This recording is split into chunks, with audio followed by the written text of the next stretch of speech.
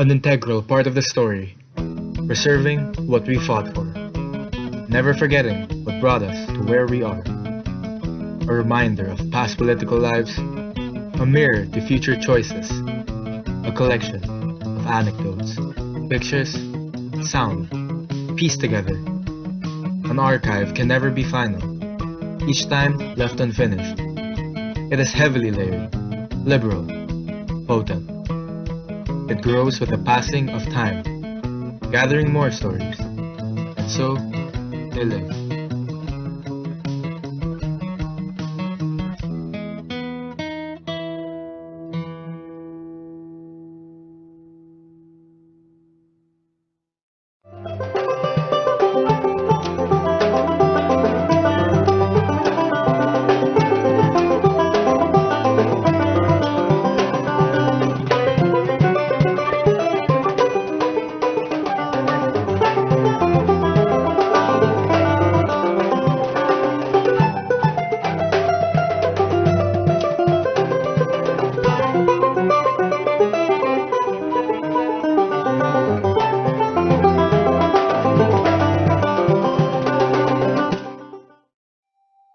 What's your favorite CCP memory? Witnessing a glorious ballet?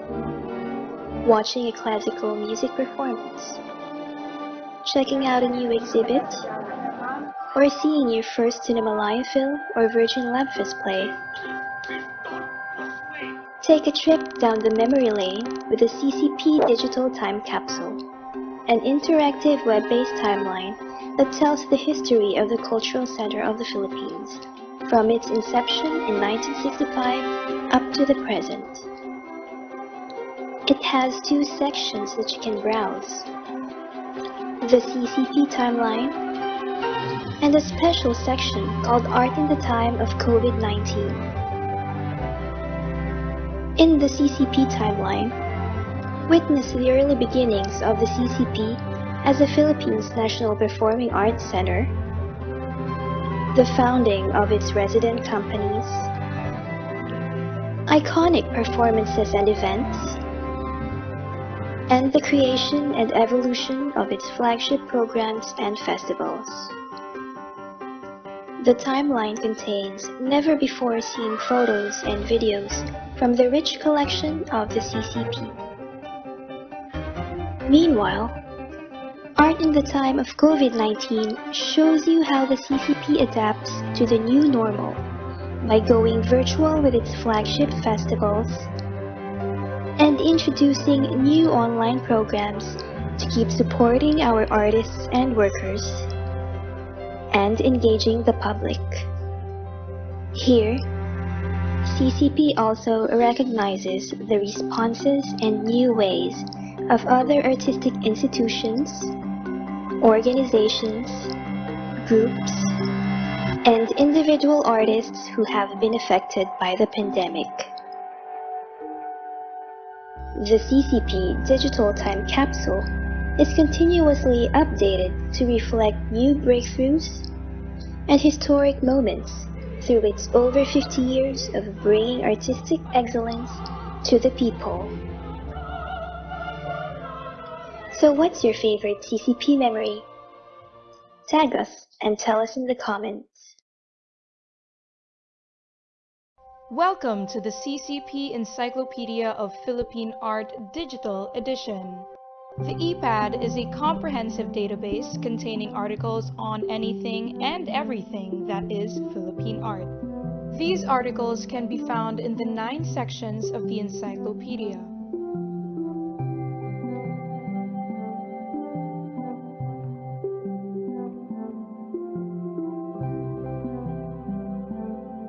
Each section contains different article categories.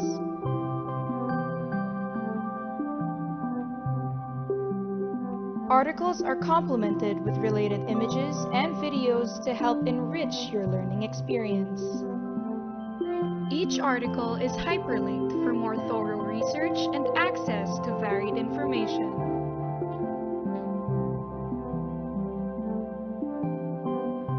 You can also bookmark and copy-paste articles from ePad. Copy-pasted articles automatically include proper citation of authors and sources. Subscribers may also share the articles via email or through their social media accounts. The website is easily accessible in whatever device you are using. The search engine of this online encyclopedia is your most helpful first stop. All the major terms, names, forms, concepts, and works found in the various sections of the encyclopedia are listed here. We encourage you to check out the website regularly for updates and added features.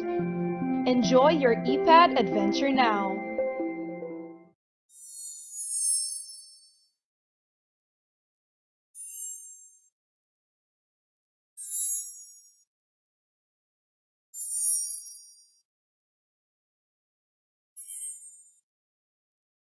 Ikarangal natin kulturang Pilipino, masining at makulay. Ikarangal natin kulturang Pilipino, punong-puno ng buhay.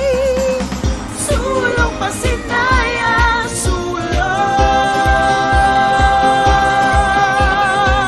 Sulong Pasinaya, sulong.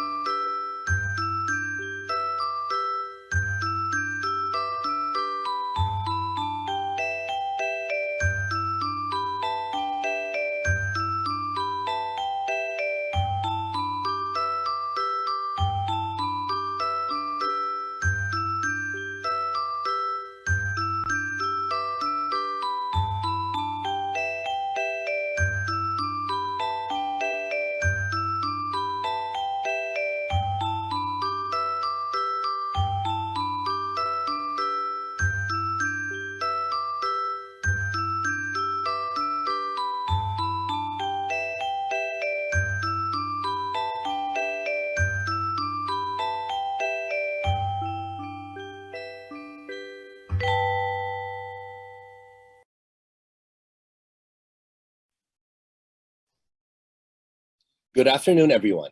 Welcome to the launch of 21 AM, the Cultural Center of the Philippines' new 21st Century Art Museum.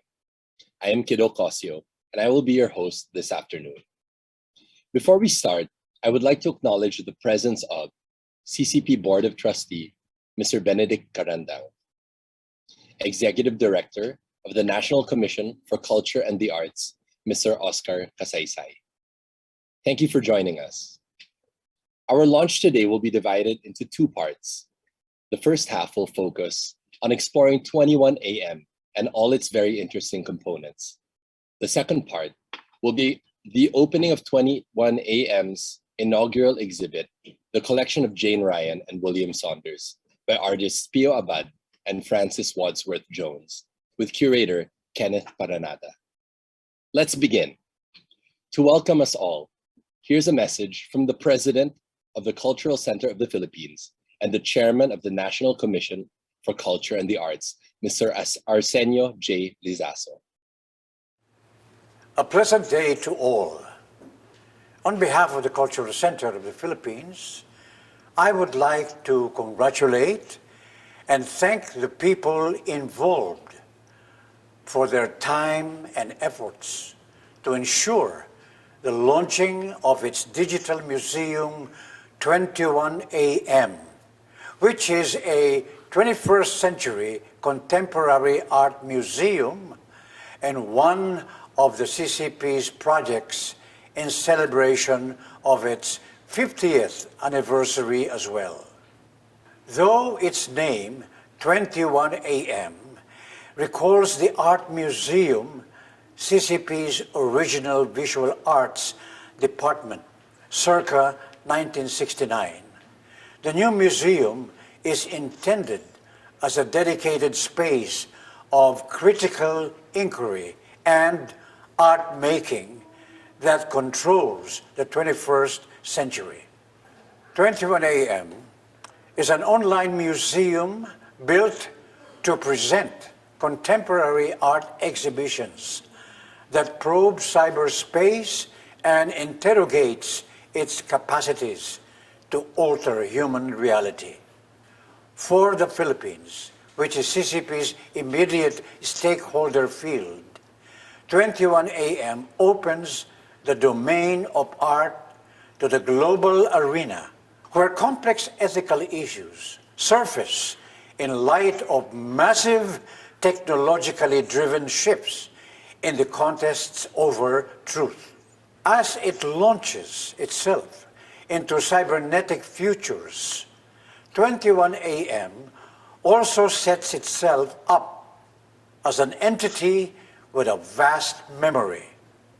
One can just imagine the entire CCP collection of modern, contemporary, ethnographic, and ethnomusicological art and cultural materials being accessible in the near future through 21 AM. To everyone, thank you very much and warmest congratulations to all. Thank you, Mr. Lizaso. To formally present 21 AM, let me introduce the guest curator commissioned to conceptualize 21 AM.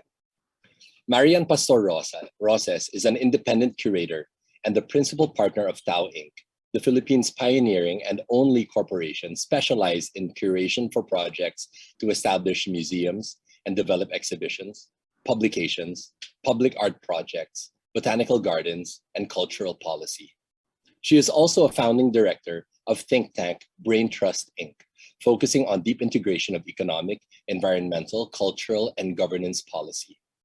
Her relationship with the Cultural Center of the Philippines, or CCP, began 47 years ago when she was employed as curatorial assistant by acting director of the CCP Art Museum, Raimundo R. Albano. She stayed only 3 years, having found the relation of the CCP and the Marcos dictatorship unacceptable. However, she returned to the CCP Art Museum in 1986, in the months leading to the EDSA revolt, after which the new dispensation asked her to conceptualize and curate the establishment of a new museum for the CCP. The Museo ng Kalinangang Pilipino, or MKP, was inaugurated in 1987. She stayed for 3 years and then founded Tao Inc. She conceptualized and established the Museum of Contemporary Art and Design for the College of St. Benil, UP Manila Museum of the History of Ideas, Yuchenko Museum, Museo Marino, Museo Puntong Batangan, the Bangsamoro Museum, and China Bank Museum. Ladies and gentlemen, please welcome Marian Pastor Rosas. Magandang hapon po sa inyo lahat. Thank you very, very much. Very quickly now, let's try to do this in 5 minutes. It began, could we actually go back to the first slide if we could? The beginning of 21 AM was actually an ending. It ended the Museo ng Kalinangang Pilipino. We conducted 2 rituals because there were a lot of ritual objects, and the rituals were part of the demounting process. We can go on now to the next slide. This is a little bit of a history of the CCP museums. In 1969, there was an art museum with a collection of modern and contemporary art. It had archaeological jewelry and an ethnographic art collection. In 87, it became the Contemporary Art Museum of the Philippines, CAMP. In 87, also was the Museo ng Kalinangang Pilipino, and in 2020, it is now 21 AM. This museum wishes to have critical conversations with the iconic, and you can imagine the building of the cultural center is iconic. Conversations with the monumental, the central, the solid, the original, the final, and the grand. In other words, all of these ideal states for art in the past will be interrogated by 21 AM with its decentralized formulation. Please go on. The principal driver for having created an online museum is the Filipino people, are the Filipino people themselves. There is more than 75% internet penetration in this year, in 2022, and the prediction is for 77% penetration in 2027. We spend nearly 11 hours a day online and 4 hours, more than 4 hours on social media. And Filipinos get most of their information from online media now, for better or for worse. So you can imagine that this is the site of contestation. The brief for 21 AM is to consolidate the CCP collections, to maximize creative possibility and jumpstart hard thought about museological taxonomy, to deploy to the theoretical field, open up in this accession system designed to enliven contemporary art, to set the framework for theorizing the links between and among collections in storage, the cyber museum, and multi-locality, and via the CCP building, the CCP complex, the collection, provoke questions of history in contemporary art practice. It will exist in 3 spaces. It already exists as of today. It exists entirely online. All programming is operated on its website. It exists everywhere because exhibitions can actually occur in different parts of the world simultaneously and make sense online. And 21 AM exists in the accession record system in the consolidated CCP collection. I'm not going to read this, but you can see a sketch of the fields of exploration artists can endeavor when boundaries collapse, when there are mutations, where traditions disintegrate, the theoretical ramifications of art making, which from written and cultures that do not write, the refreshing or retooling of traditions when art is fused with identity politics, and so on and so forth. The sheer scale of the tension between theory and organic art making of all genre.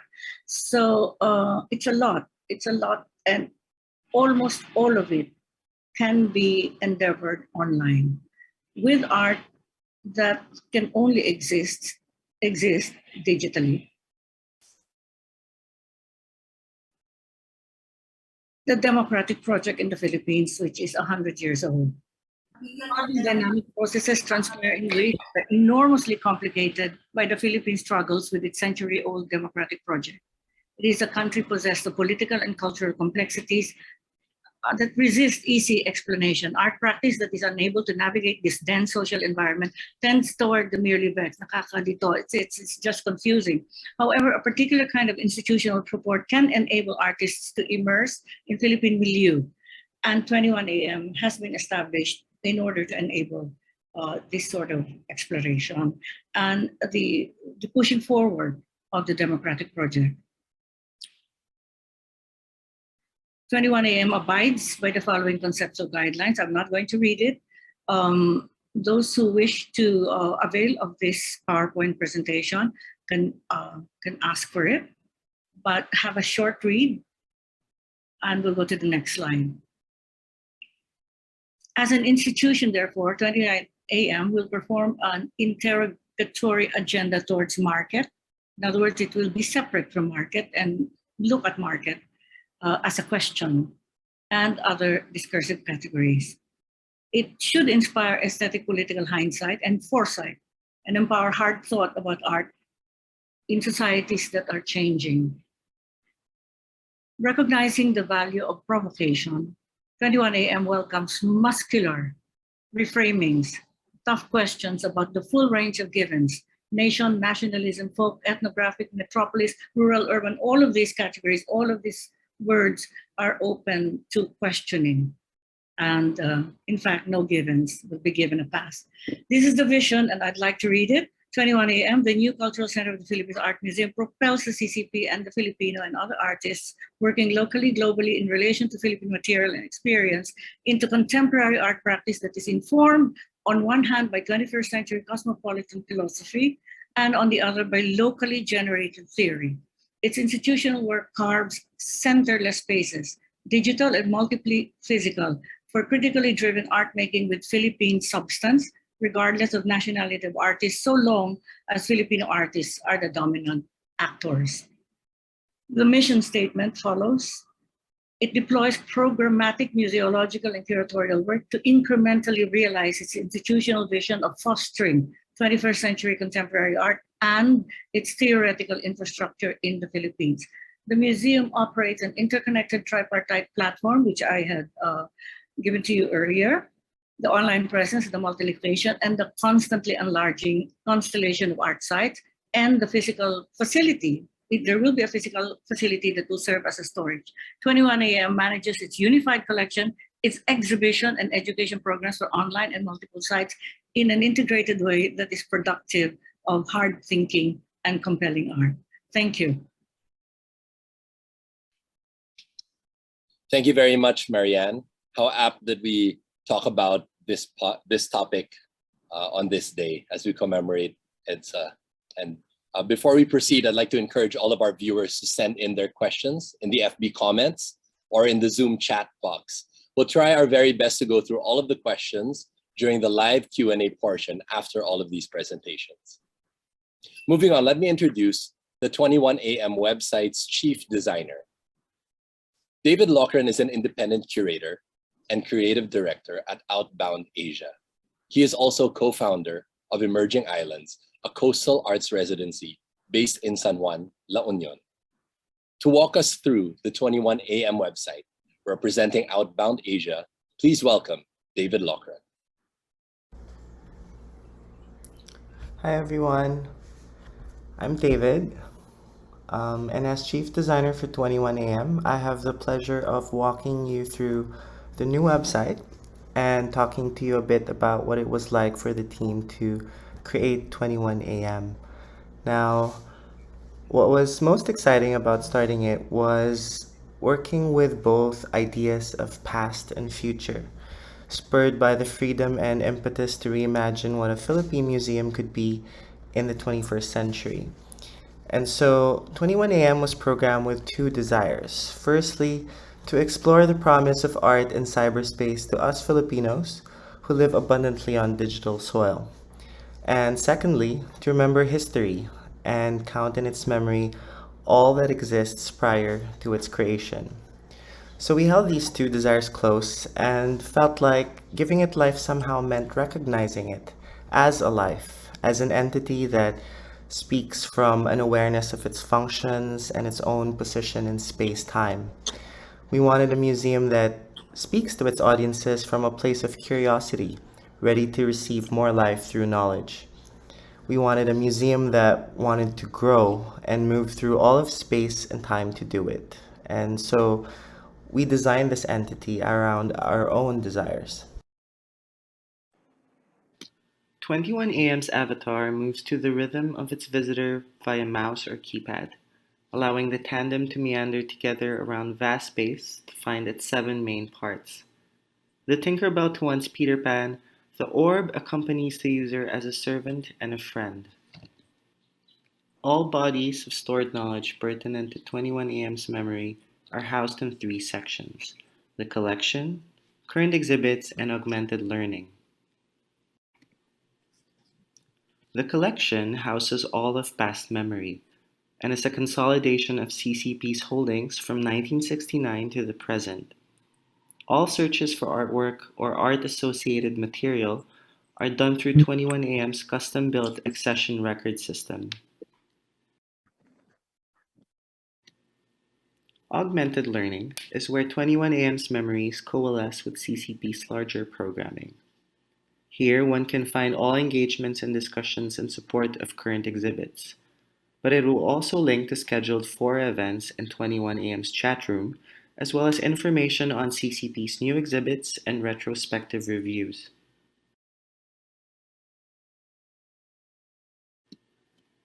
The current exhibits section holds new memories in the form of exhibits conceptualized and created as digital.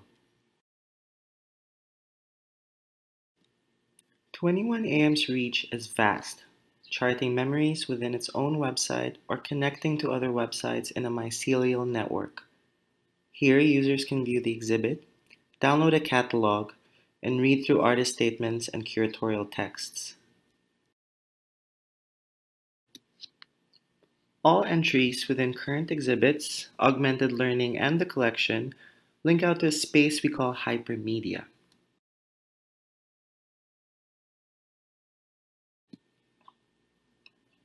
By elucidating shared contexts, hypermedia maps any and all nodes in the system that are connected to a particular item and focus. For example, we see our current exhibit, the collection of Jane Ryan and William Saunders, which presents jewelry and augmented reality, linked to a karaweweng, a piece of jewelry housed in the accession record system. This space will grow this way, with more and more connections established among objects in 21AM's memories to show that in history's weave, any 2 points separated by space and time can still share a thread.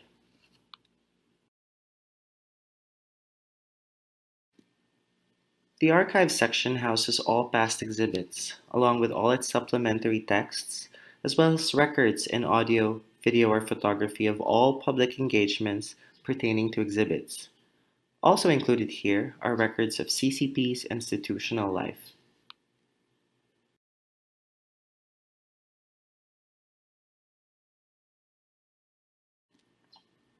The digital rights space was built to stage discussions on human rights in the digital universe.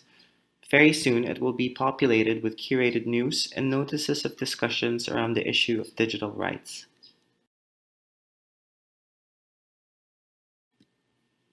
The chat room is where guests can attend scheduled discussions around curated topics. It is a democratic and informal space where we hope to find people respectful of similar or contrary opinion. We hope to see everyone here.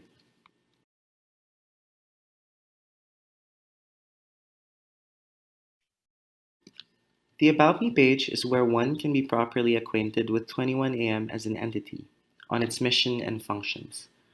Posted here as well are information on 21AM Support System, the Cultural Center of the Philippines, and its Visual Arts and Museum Division. At the bottom, you will find all of 21AM's contact information and a button to subscribe to our newsletter. So that's 21AM. I hope you guys enjoyed this little tour. This website and its programming represents a significant contribution to this project of experiencing art as it should be, as knowledge that belongs in the commons. So this is for everyone, and I hope you guys have fun poking around it yourselves. Thank you. Thank you very much, David, the chief designer behind 21AM. I can't wait to explore 21AM after this, and to explore as well with my children who are part of the next generation. I'm sure all of you watching have many more questions about 21AM and its components. To give us a bit more, I now give you back to Marian Pastor Roses to talk more about 21AM's accession record system.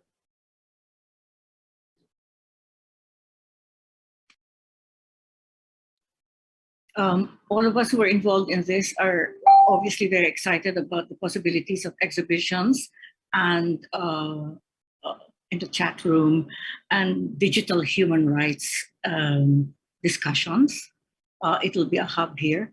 But at this point in our presentation, I'd like to draw attention to the accession record system, because in a sense, it really forms the solidity behind this project. The establishment of 21AM as the new facility of the Cultural Center is in large measure founded on the work of consolidating the CCP holdings into a single database.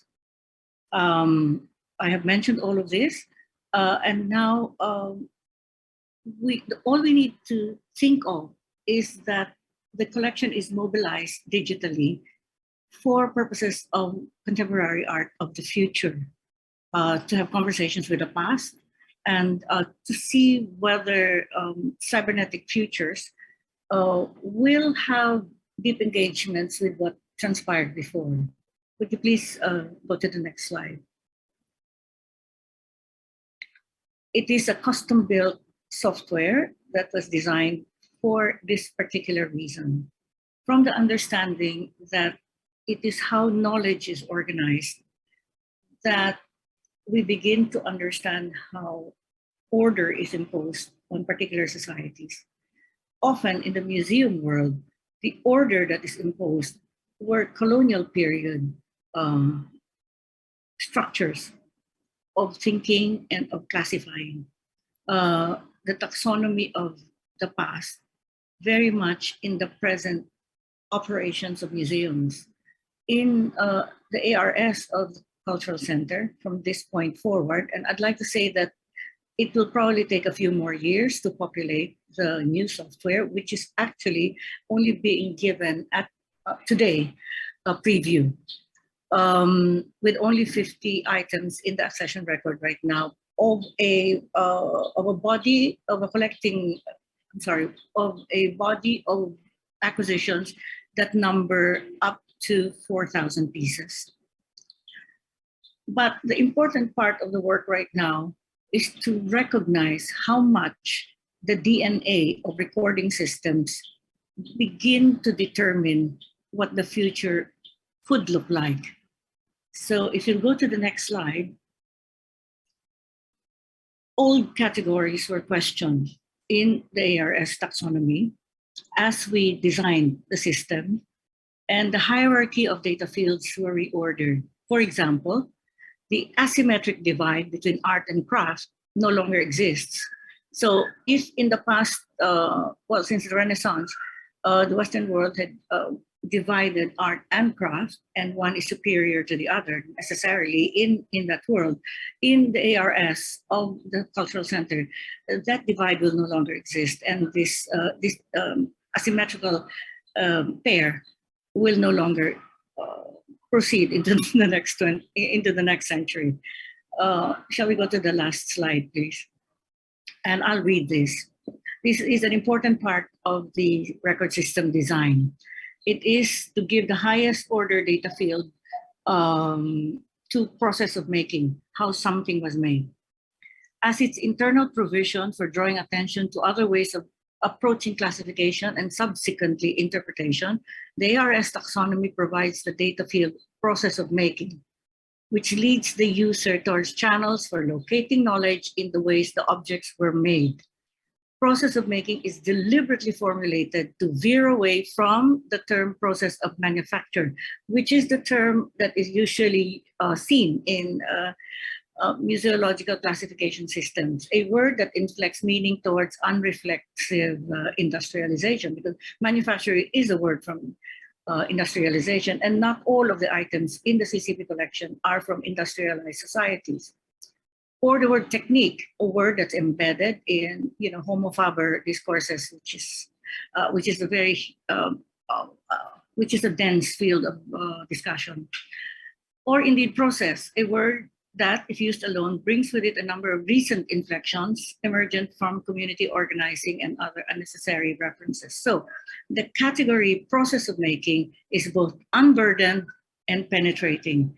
You can actually classify everything, all 4,000 items, plus, because it intends to grow.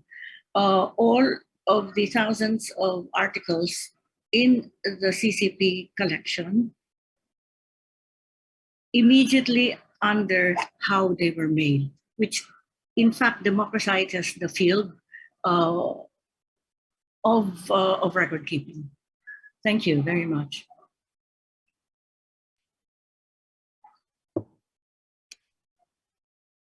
Thank you, Marianne, for walking us through and giving us an introduction to the accession record system.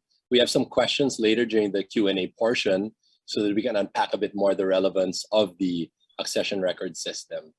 But before that, we have two more segments. Next, to formally open 21AM's inaugural exhibition, let us all welcome CCP Vice President and Artistic Director, Mr. Chris B. Miliado.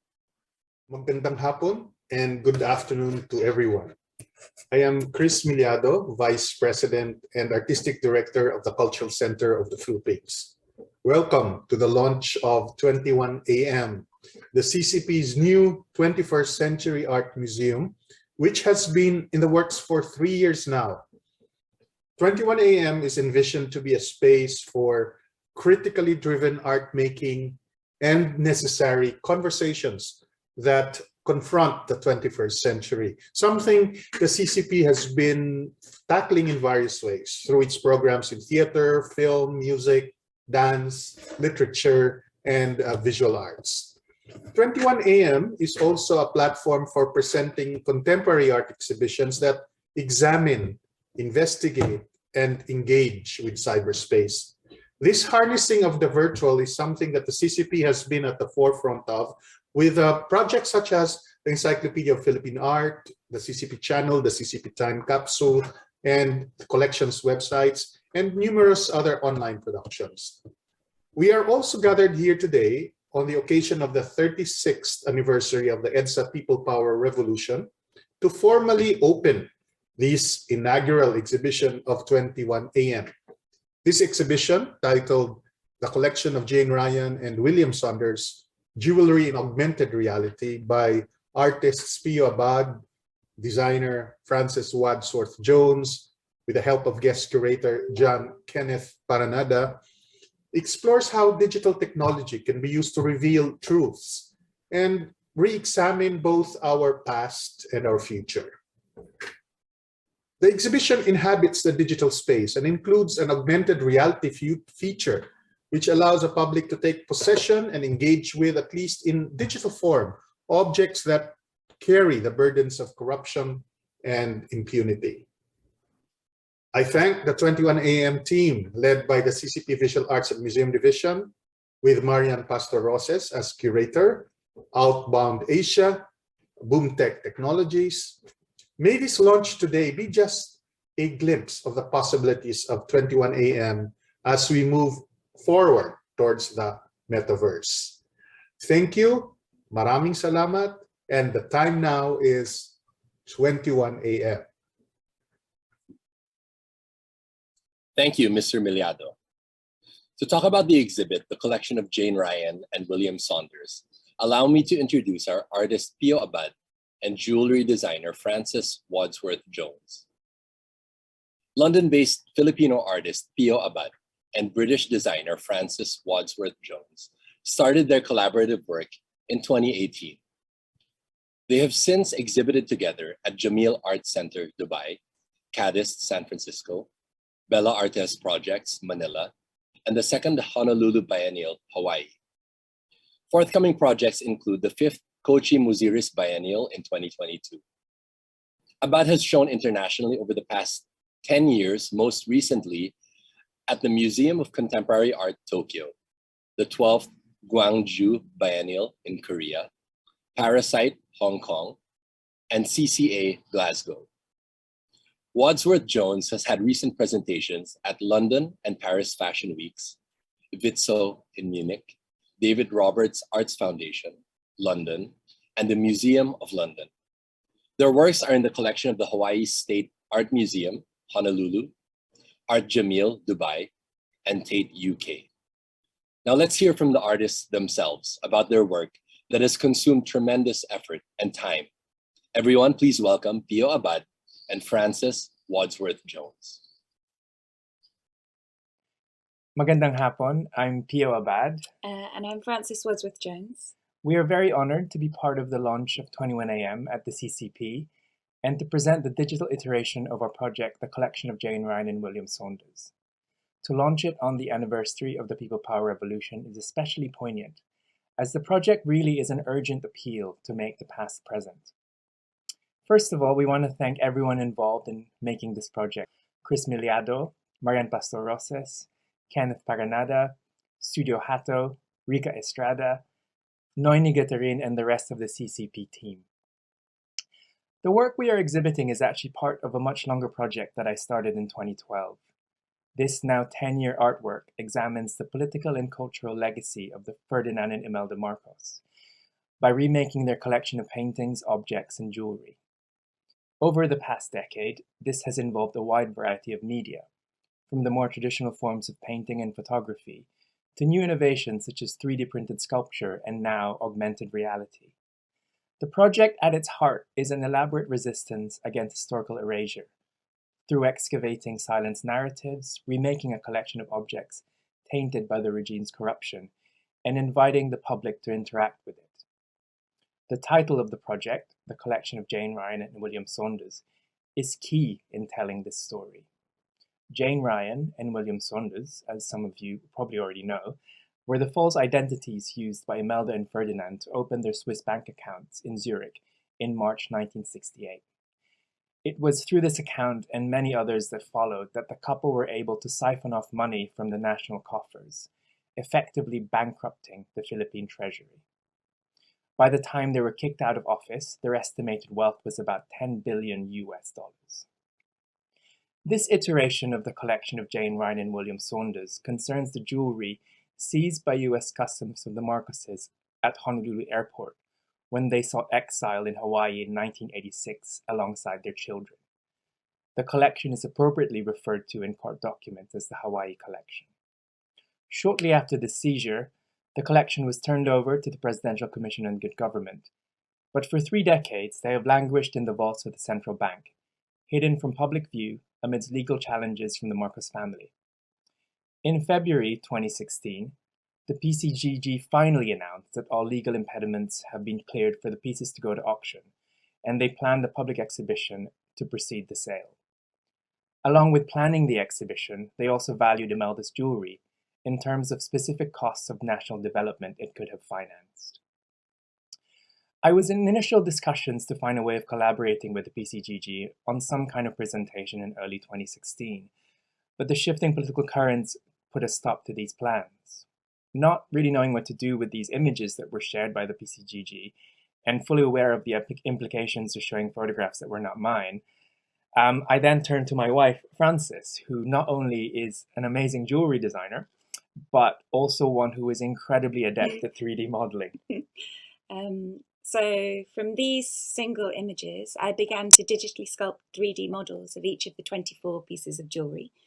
And from conception to realization, the project took just over 2 years to complete. It's important to say as well that the process involved a certain level of creative speculation, as my only point of reference was a single photograph from a single angle.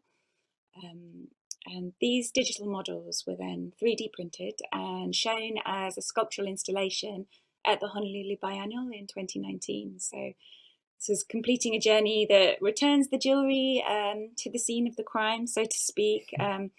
However, this time they don't return as luxurious accessories, but as spectral reconstructions and haunting reminders.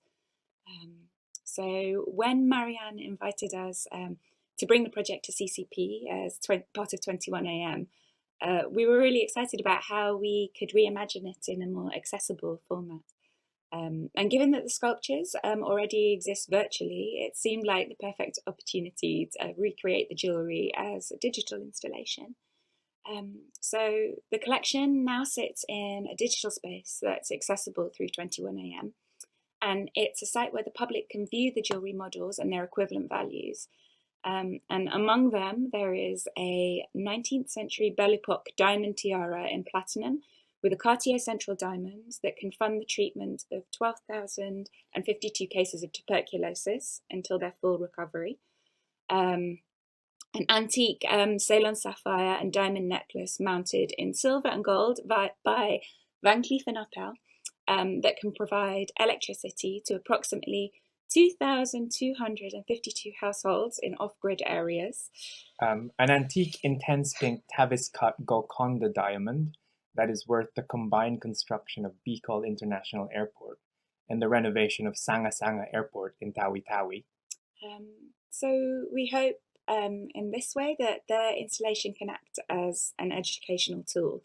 And another important part of this iteration of the project is the introduction of augmented reality.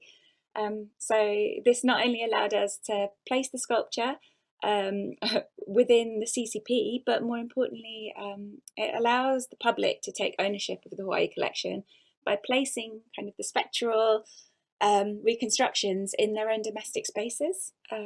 So we see this as a way of reimagining possibilities of restitution that remain elusive right now. And we really invite you to participate in the project.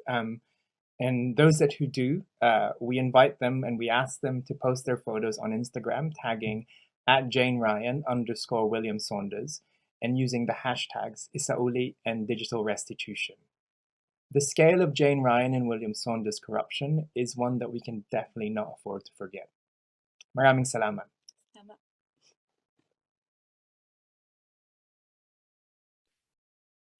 Thank you very much, Pio and Francis. Before we wrap up this afternoon's program, I'd like to tell everyone about some of 21am's upcoming programs and activities to watch for. Join us on March 14 for an artist talk featuring Pio Abad and Francis Wadsworth Jones. On March 21, there will be a curator's conversation between Marian Pastor Roses and John Kenneth Panarada. We would also like to invite the public to use and engage with the augmented reality feature of the exhibition, The Collection of Jane Ryan and William Saunders. Please use the hashtags Isauli and Digital Restitution and tag @JaneRyan_William Saunders on Instagram. And most importantly, please don't forget to check out 21am, now live at 21am.culturalcenter.gov.ph. You can also follow the CCP Visual Arts and Museum Division on Facebook, Twitter, and Instagram at CCPVAMD for more updates. And lastly, I invite everyone to the CCP Pasinaya Open House Festival 2022, which will be streamed from February 26 to 27 at the CCP Facebook page and CCP official Vimeo account. Thank you to all those watching our Facebook live stream and have a great afternoon.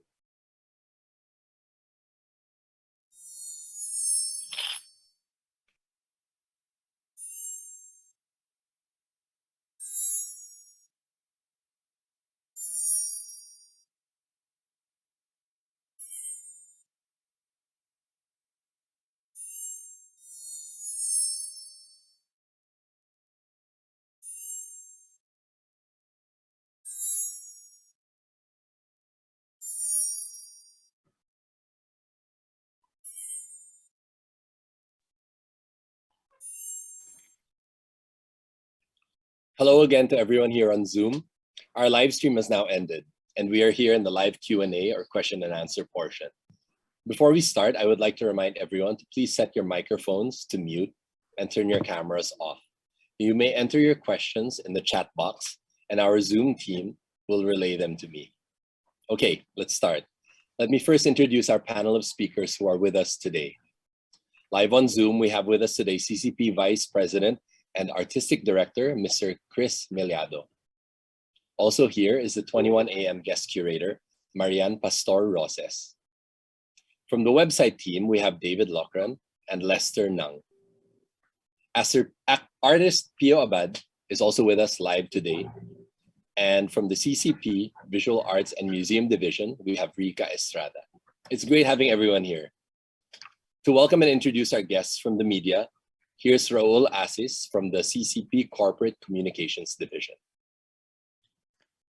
Hello, everyone. Welcome to the live question and answer part of this afternoon's launch. I'd like to acknowledge our friends from the media. We have Maria Lim or Ana Esternon from Saksi Ngayon, Mr. Totel De Jesus of MSN.com, Michelle Soliman of Mrs. World, Demi Braque or Earl Bracamonte of Philstar.com, Clarices or Miss Clarissa Repollo of Clarices.com, Nika Valenzuela of the Philippine Daily Inquirer, Mr. Bon Labora of Agimat.net, Resel Campilla of the Manila Times. From PTV4, we have Elaine Malate, John Paul Descalzo, and Genevieve Balaong from PTV4. We have also from the Philippine Star, Mr. Scott Garceau. From the Daily Tribune, we have Roel Manipon and Mr. Cedric Basco of ABS-CBN News Digital. Back to you, Kido. Thank you, Raul, and welcome to our media guests. I'd also like to acknowledge our guests from the artistic community who are here with us today from all over the globe. And now we are opening the floor to your questions about 21 AM. We have first a question from Zoom from Scott Garceau from the Philippine Star. This is for our curator, Marian Pastor Roses. How do you see that the relation between art and government has changed since the CCP opened under the Marcos years?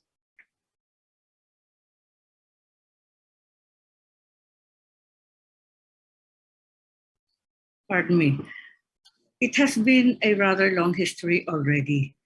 Since 1986, the Cultural Center, from my own experience being inside it, as well as a participant in many of its affairs, has become more closely aligned with the imperatives of art,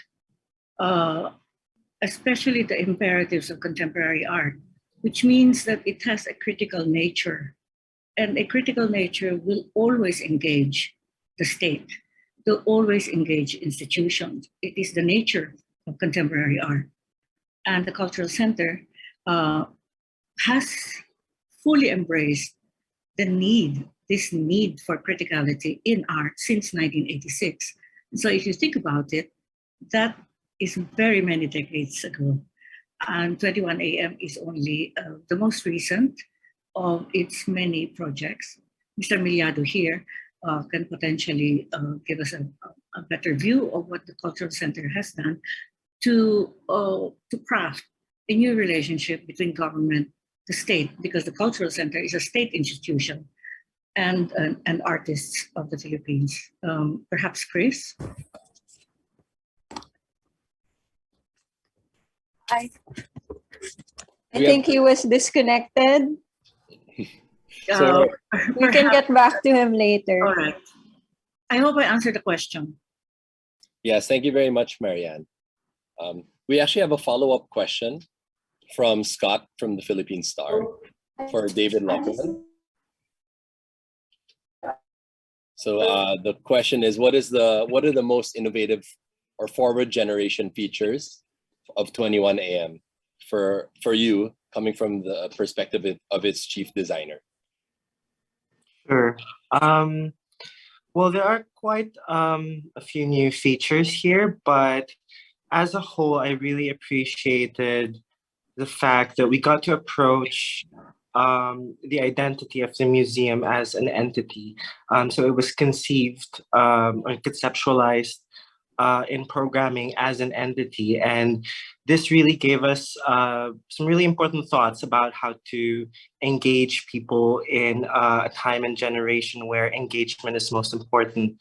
So you'll see in the site some features where we've peppered some interaction between 21AM as host entity and its audiences, some narrative devices that really kind of go a long way in drawing audiences and the publics in.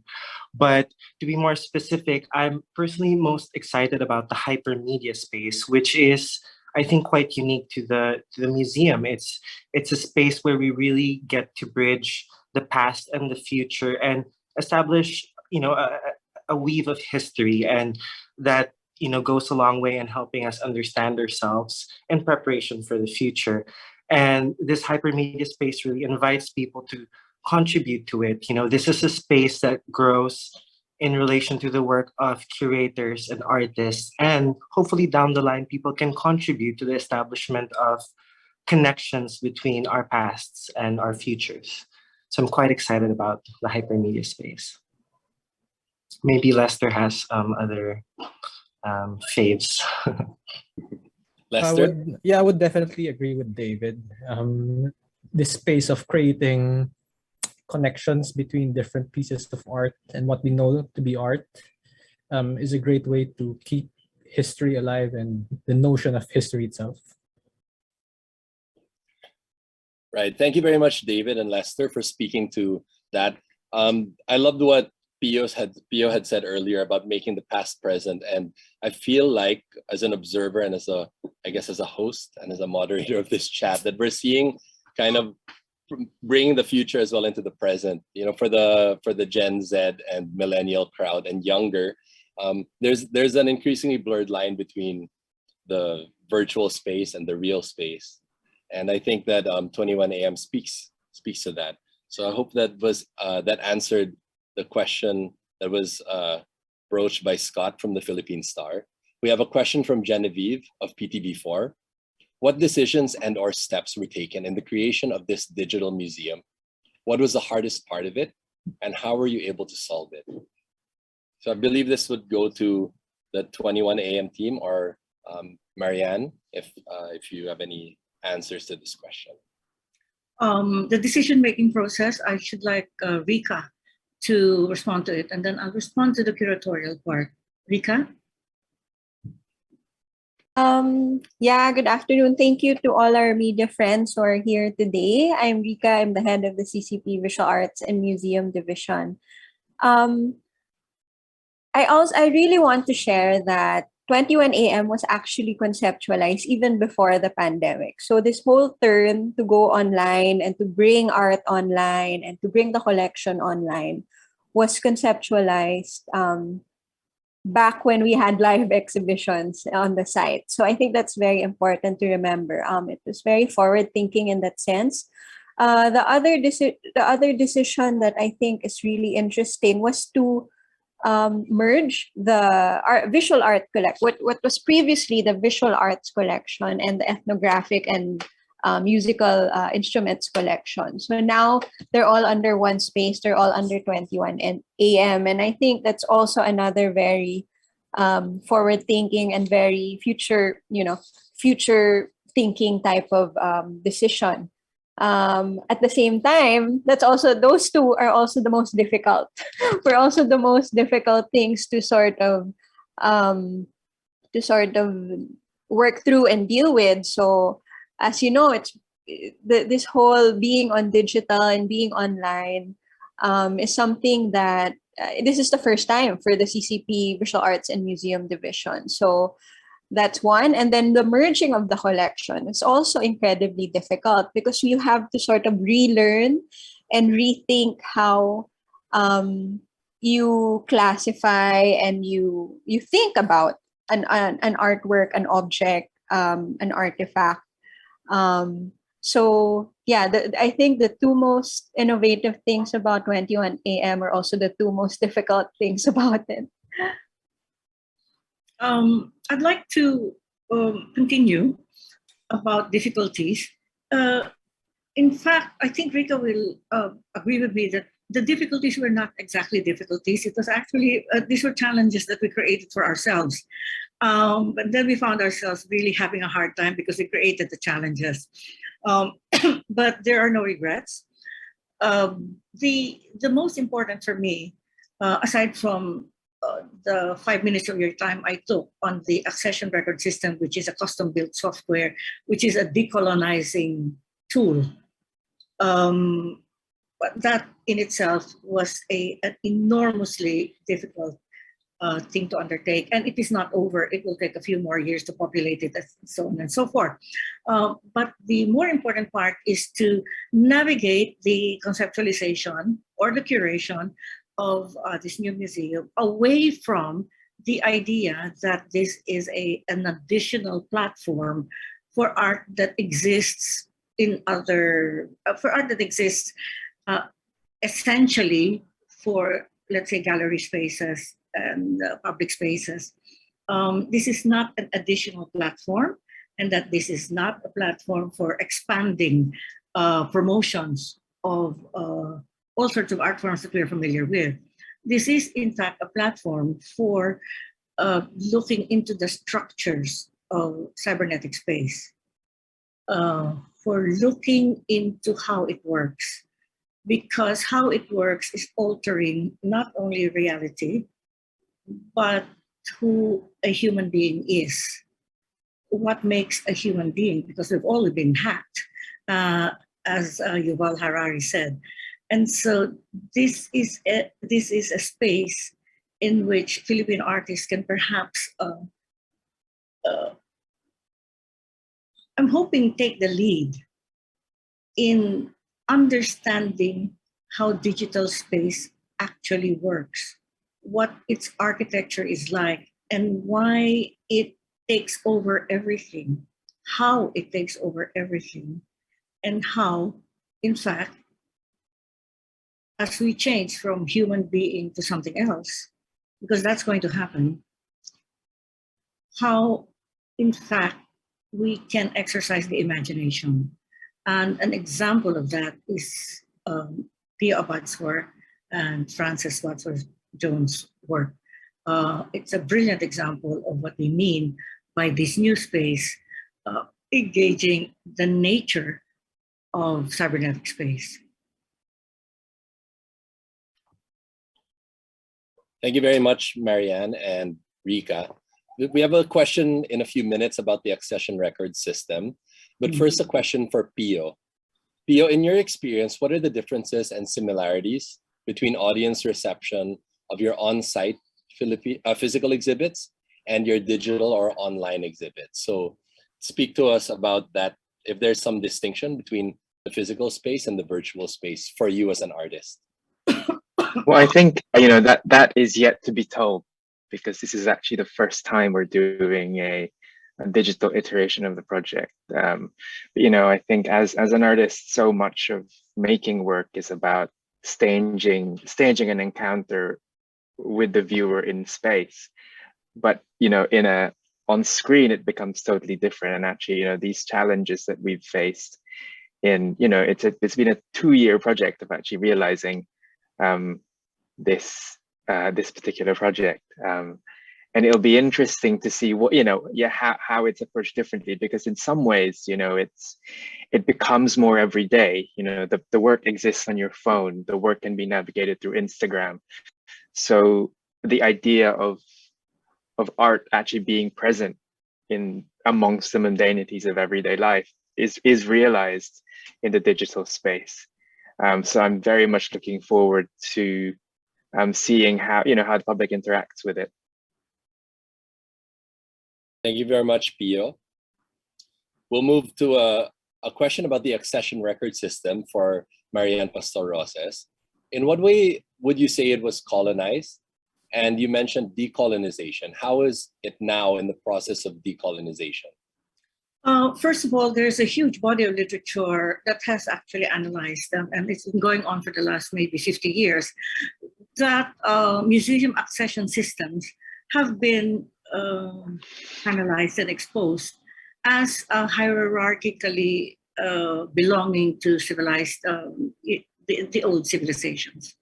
And that, for example, the superiority of what is called art in relation to the supposed or implied inferiority of so-called craft, that is a colonial construct that was invented and put into record systems by particular superior thinking cultures.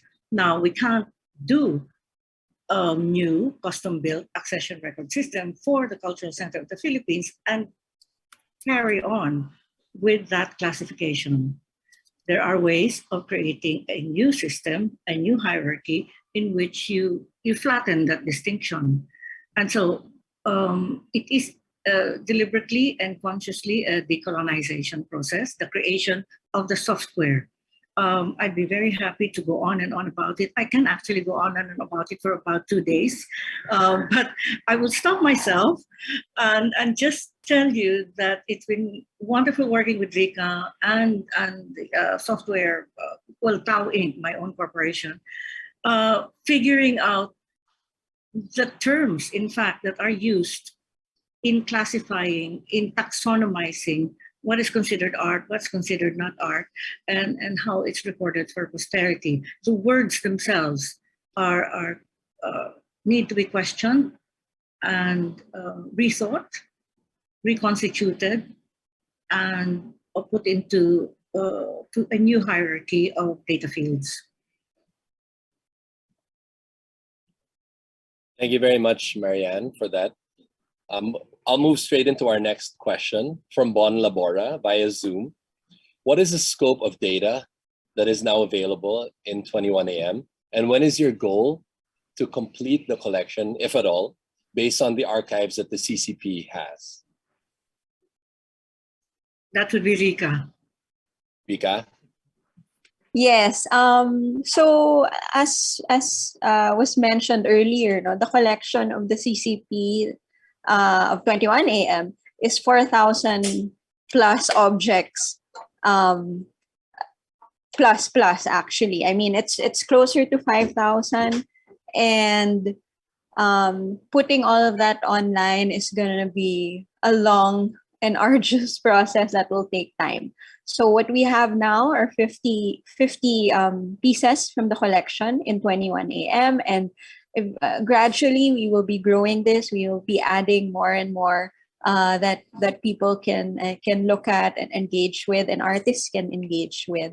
So at the same time, this will also populate our hypermedia section. So the connections will grow, and the pieces will grow more. So, and I also just want to clarify, the CCP also has a separate website called the collections website, which is really more of the archives. So you have all of the archival materials there. You have, old theater programs, you have audio recordings, you have video recordings. So all of these digital portals sort of really work together to bring the richness and the everything that CCP has to offer in different ways. So we hope that you continue to check out our different websites, especially 21AM, in the coming days, in the coming months, in the coming years, because it will continue to grow. Maybe every time you come back, there'll be something new that you can look at and that you can sort of learn about. Yeah, thank you. Perhaps this might help. In the very first iterations of the hypermedia functionality of the website, which David told you is one of his favorites, or his favorite part, the most innovative for David. It certainly is innovative for the entire team, but let me describe how it does work in a particular case. We have an exhibition right now created by Pio Abad and Frances Wadsworth Jones, and it is jewelry. It's augmented reality jewelry that can be put in our own domestic spaces. It helps us rethink what jewelry is, and criminality and processes of restitution. It helps us think about all of that. But in the hypermedia functionality of the space, you could find a link to strange objects in the collection. And the links are curated links. For example, there is a link from Pio's work, and Pio, this will surprise you, to a headdress of an ilongot, which is made of the beak of a kalaw, which is exclusively for males who have cut off heads. It's headhunter gear. So your work has a link to that object.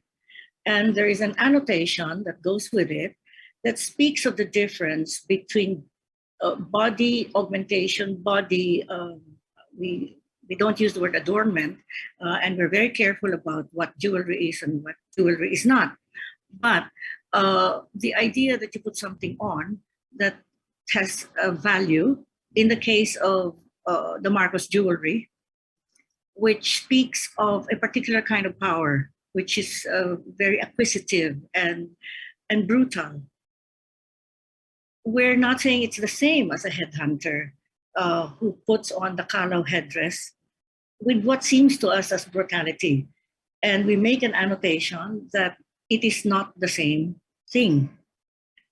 It is body, it's something you put on your body. It is a power thing, but the nature of power in Ilonggo society is totally different from the nature of power to the Marcoses. So these links are what will make 21 AM alive in the future. So I hope that example is useful to all of you.